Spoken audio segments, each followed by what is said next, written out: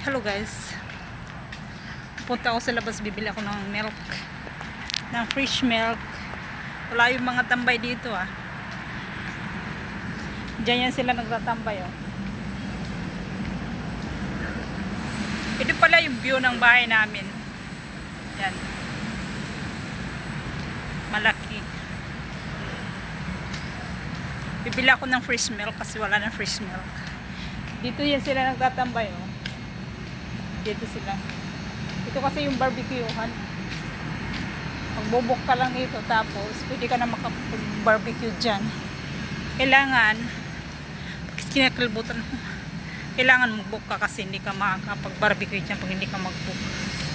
Dalawa yan sila, meron pa doon sa dulo. Ang ganda ng mga kahoy Tuwang-tuwa talaga ako pag nadaan ako dito kasi para bang ang ganda pagmasdan. Tapos makulimlim katulad niyan, madilim-dilim na. Punta ko doon sa labas. Highway na pala yan dyan Diyan na yung mga sasakyan. Paglabas mo ng gate, yan na yan. Dito naman yung mga bahay. So ayan, naglakad ako, ang layo nilakad ko. Ito naman yung yan, yung tawag yan, kung mag-exercise ka, dyan ako pupunta sa tindahan na yan. Harapan lang naman. Dyan lang.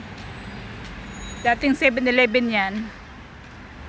India na ngayon na mayari. Yung bus na yan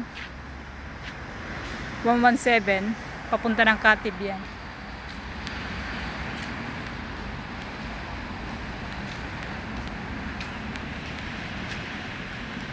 Tapos pipindutin ko lang dito or i-scan ko yung aking key.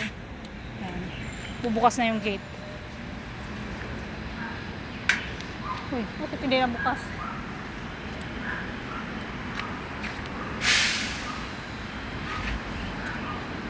Hintayin natin na makalampas yung mga sasakyan.